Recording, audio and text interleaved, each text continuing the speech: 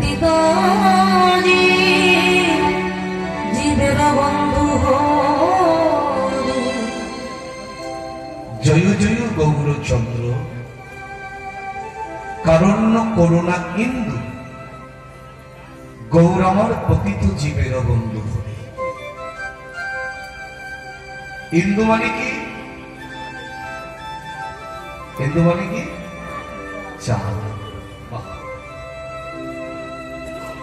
আকাশে একটি চাঁদের উদয় হয়েছে, আর সচিমায়ের কোলেও একটি চাঁদের উদয় হয়েছে।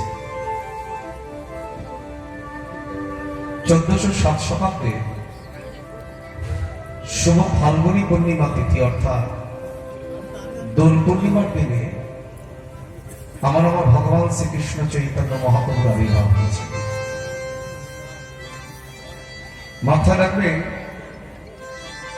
1406 শতাব্দে নিত্যানন্দ প্রভুর আবির্ভাব আর 1407 শতাব্দে মহাপ্রভুর আবির্ভাব।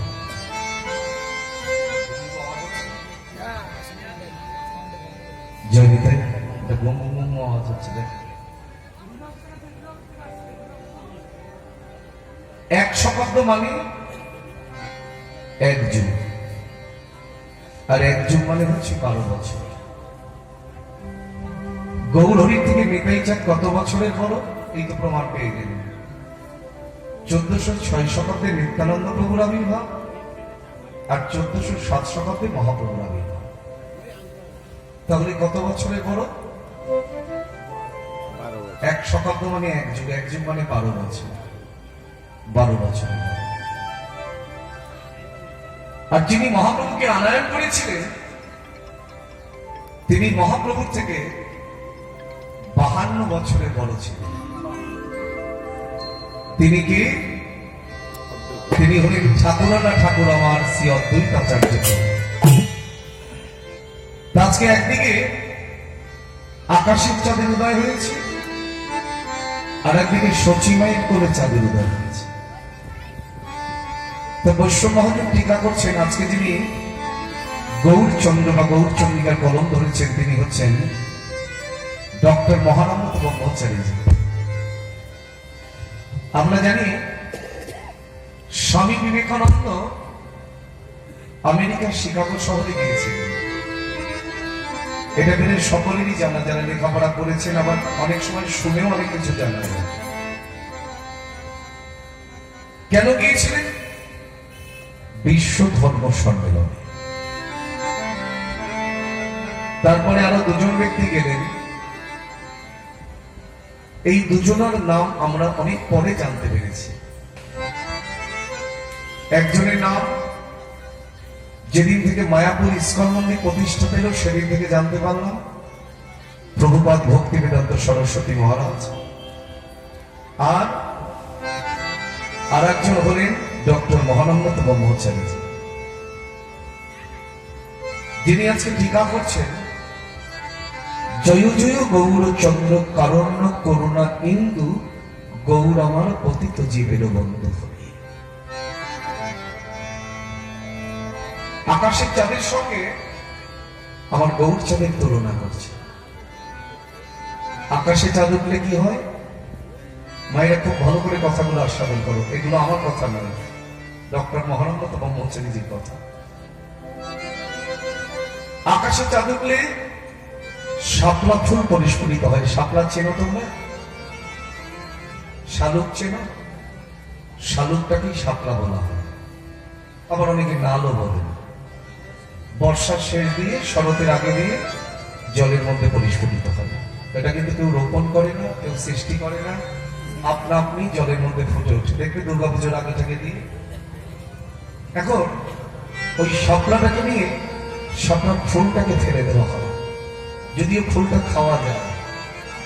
আমরা তো পূর্ববঙ্গের মানুষ, বাংলাদেশের মানুষ, ওই ফুল দিয়ে অনেক কিছু আমরা খেয়েছি, এখনো খাই। ফুলের বড়া হয়, ফুলের মাঝখানে একটা ঢ্যাপ থাকে, তাই দিয়ে খই হয়। তো যাই হোক, ফেলে দেওয়া হয় কেন? ওই ফুলের স্বীকৃতি হয় নাই গৌর গোবিন্দ চরণ পাওয়া। অত দূরে যেতে হবে না। ওই দেখুন, ওই যে বিগ্রহের মধ্যে মালা পরিয়ে রেখেছেন রজনীগন্ধার গোলাপের মালা। জন্ম মৃত্যু বিয়ে তিনটে কাজেই মালাটাকে আমরা পরাচ্ছি, কিন্তু এই মালারও স্বীকৃতি হয় নাই গৌর গোবিন্দ চরণ ভবন। হয়তো দেখতে সুন্দর লাগবে বলে আমরা পরিয়েছি, কিন্তু রজনীগন্ধা গোলাপ কখনো গৌর গোবিন্দের চরণ পাইনি। চরণ পেয়েছে কে? যার কোনো গন্ধই নাই, তুলসী পত্র। বাজারে যদি আপনি কোন ফুল মার্কেটে যান, খুব হাসি পায় আমার। যেটা সব থেকে বেশি প্রয়োজন তার দাম সব থেকে কম। আপনি যদি কোনো ফুল মার্কেটে যান, আমাদের যেমন এদিকে আপনাদের যেমন বড় ফুল মার্কেট হাওড়া, আর আমাদের শিয়ালদা বনগা লাইনে বড় ফুল মার্কেট হচ্ছে ঠাকুরনগর, যেখানে ওই যে মতুয়াদের ঠাকুর বাড়ি আছে। ঠাকুরনগর হচ্ছে আমাদের ফুল মার্কেট। তা আমার বাড়িতে নামযজ্ঞ হয় 6-7 দিন ব্যাপী, আবার দুর্গা পূজাও হয়। তো সেই সময় আমি আরো দুজনে মিলে আসি ফুল মার্কেটে মার্কেট করতে। এখন গাঁদা ফুল নেই, রজনী নেই, গোলাপ নেই, পদ্ম নেই। বিশেষ করে দুর্গা পূজার সময় 100 পদ্ম ফুল লাগে। দুর্বা নেই, তারপরে আমির পল্লব সবই নিয়ে যাই, কারণ এখনকার কারণ বাড়ি থেকে কিছু নেওয়া যায় না, সবই কিনে নিতে হয়। এখন সব যখন দাম জিজ্ঞাসা করি, যখন জিজ্ঞাসা করি হ্যাঁ মাসি তুলসী পত্রের দাম কত, বলে 1 বান্ডিল 2 টাকা। বাহ! যার মূল্য ভগবানের কাছে সব থেকে বেশি, তার দাম সব থেকে কমের কারণ কি জানো? ভগবানকে যারা সেবা করে তারা কখনো ধনী নয়, তারা কানা। দেবদেবীর সেবা করা আর ভগবানের সেবা করা এক জিনিস নয়। ভগবান যুগে যুগে একজন এসেছেন। 33 কোটি দেবদেবী। এই যে শীতলা মায়ের মন্দিরের সামনে কীর্তন হচ্ছে, আমরা শীতলা পূজা কেন করি? ভয়। মনসা পূজা কেন করি? ভয়। কি তাই না? কিসের ভয়? শীতলা পূজা করি বসন্ত রোগের ভয়ে, পক্স হবে তাই। মনসা পূজা করি সাপের ভয়ে। তাহলে ভয় কাজ করে হৃদয়ে। আর যদি না করি তাহলে যদি আমার ক্ষতি হয়ে যায়। মাথায় রাখবেন, মা শীতলা হচ্ছে পরম বৈষ্ণবী। আমার শ্রী গুরুদেবের কথা, যিনি নিত্যানন্দ প্রভুর বংশধর, 13তম বংশধর প্রভুপাদ ছিল রতন কৃষ্ণ গোস্বামী, নবদ্বীপ বলদেব মন্দির। মা শীতলা হচ্ছে পরম বৈষ্ণবী, মা মনসা পরম বৈষ্ণবী। মা মনসা কার মেয়ে? দেবাদিদেব মহাদেবের মেয়ে। এখন আপনারা চিন্তা করে দেখুন না, এটা আমাকে বলতে হবে না, এই কুসংস্কার একটু দূর করতে হবে। দেবাদিদেব মহাদেব যিনি ত্রিজগতের মধ্যে শ্রেষ্ঠ বৈষ্ণব, তার মেয়ে হচ্ছে পরম বৈষ্ণবী। তা যে বৈষ্ণবী হয় সে কখনো সাপের ছবল দিয়ে পূজা নিতে চায়? এটা হচ্ছে কবির কল্পনা, বাস্তবের কোনো মিল না। কবি যা লিখেছে আমরা সেই হিসাবে পথ অনুসরণ করেছি। এই যে বসন্ত রোগ, পক্স, আবার অনেকে বলেন মায়ের দয়া হয়েছে। তা মা যদি দয়া করে সন্তান কেন কষ্ট পাবে বলো? হ্যাঁ, তাহলে এটা মায়ের দয়া নয়। পূজাটা করো যাতে সত্যি সত্যি মায়ের দয়াই হয়, মায়ের করুণাই হয়, তবে বসন্ত রোগ নয়। 33 কোটি দেবদেবী আর ভগবান এক জিনিস নয়। ভগবান আমাদের যেমন একজন ভগবান, দেবদেবীদেরও একজনই ভগবান। সবার মালিক একজন। যার চরণে সেবা করো না কেন, ঘুরি আমার গৌর গোবিন্দ চরণে যাবে। সত্য যুগের ভগবান ভগবান বিষ্ণু নারায়ণ, ত্রেতা যুগের ভগবান আগামীকাল রামনবমী। যাই হোক, খুব ভালো লাগছে এখন রাস্তায় রাস্তায় রামনবমী পতাকা। কিন্তু বাঙালি জাতি, সনাতন ধর্মের মানুষ কালকের আসলে বলেছে, আজও বলে যায়, যেভাবে রামনবমী পালন করছো ওটা কিন্তু ত্রেতা যুগের ভগবান। তার আগে পালন করা বড় প্রয়োজন জন্মাষ্টমী, দাপর যুগের ভগবান কৃষ্ণের জন্মাষ্টমী। তখন দেখি না রাস্তায় কাউকে নামতে।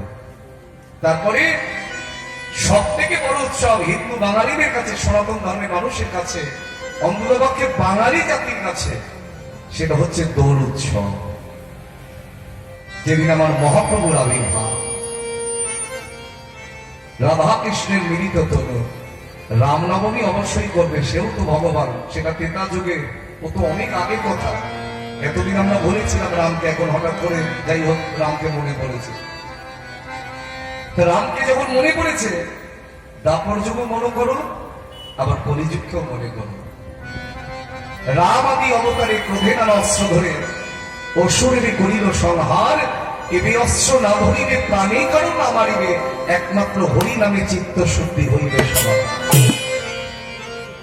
রাম অবতারে তো ভগবান ধনুর ধরেছিলেন, কলিযুগে তো তা নয়।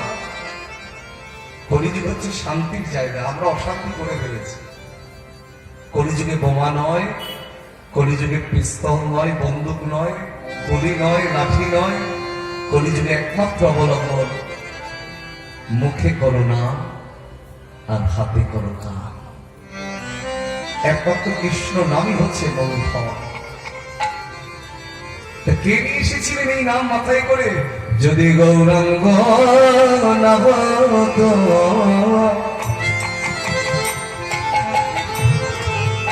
তবে কেমন হইত, কেমন ধরে তবে বলো বলো। যদি গৌরাঙ্গ না হতো,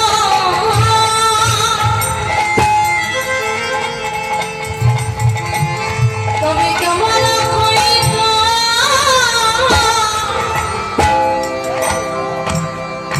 বলো কেমনে ধরিত আমার রাধার মহিমা প্রেমর সুসীমা। আমার রাধার মহিমা প্রেমর সুসীমা। রাধার মহিমা প্রেমর সুসীমা। রাধার মহিমা প্রেমর সুসীমা। এই জগতে জানা তোকে, জগতে জানা তোকে। আমার রাধার মহিমা প্রেমর সুসীমা। জগতে জানাতো কে, জগতে জানাতো কে। নবীন বৃন্দা বেশি হাসি। নবীন বৃন্দা বিপিন মাধুরী। হরি নবীন বৃন্দা বিপিন মাধুরী। ওই নবীন বৃন্দা বিপিন মাধুরী প্রবেশ চাতুরী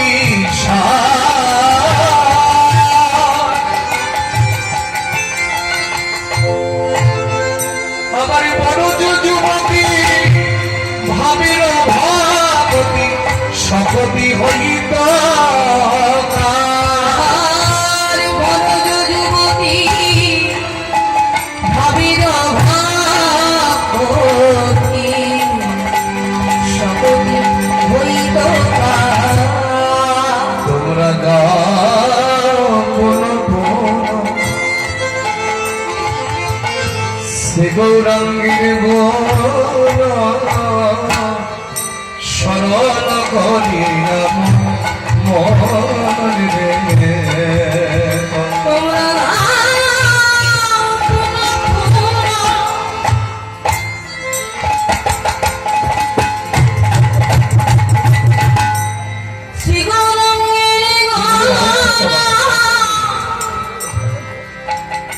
তোমরা সারা করিয়া তোমরা গাও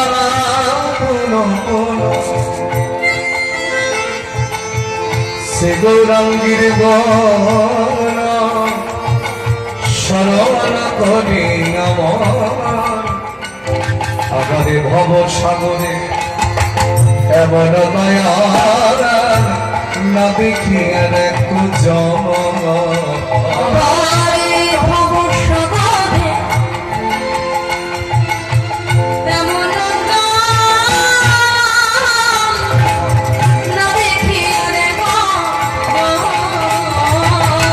আমি এমনই দয়াল তবু দেখি নাই রে, এমন দয়াল প্রভু দেখি নাই রে।